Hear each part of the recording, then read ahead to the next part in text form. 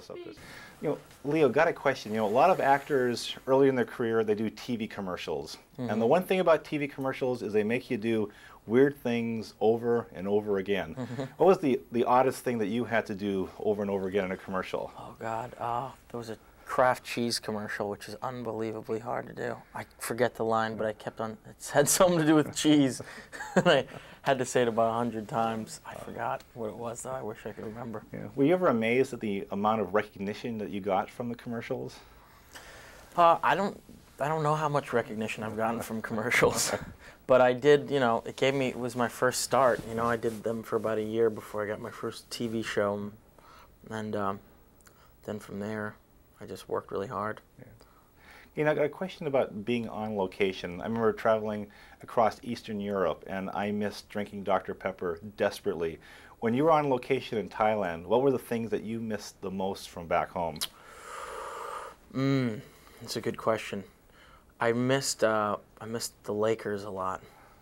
That's what I missed. I missed seeing them live, watching games. That was the main thing that I missed. But doing the film was such an unbelievable experience that I love going off on locations and doing films. It's such a learning.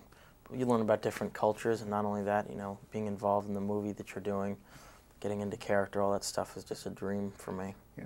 Now, weird scenes to shoot. The underwater kissing scene, was that a lot more awkward than you imagined it before you shot it? Yeah, we had to weight ourselves down. We had to weight ourselves down so we wouldn't float to the surface, and then I had to hold Virginie down with me, and I didn't know how long she could breathe underwater, so it was really complicated. Well, this whole thing, your character is traveling by himself very anonymously. With your life being the way it is now, do you kind of miss that, being able to go places without people pointing and getting the attention? I pretty much go wherever I want, actually.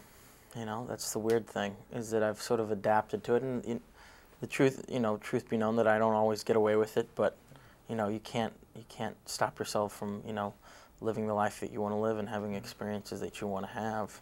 Just because of it, you can't be victimized by it. Well, you've been in the business a long time, and you know how the stardom thing operates.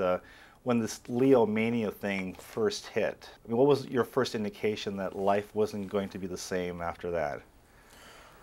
There was a lot of indications. The whole media sort of tornado that went on around Titanic was unbelievable.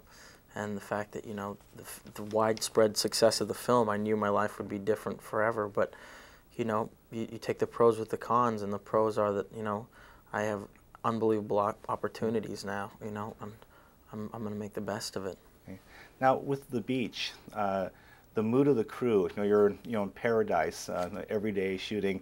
Now, did you notice a difference in the mood of the crew on this film as opposed to something like Titanic, where there's a lot of night shooting in the cold water? Did you notice a big difference? A definite difference in the mood of the crew of Titanic in this.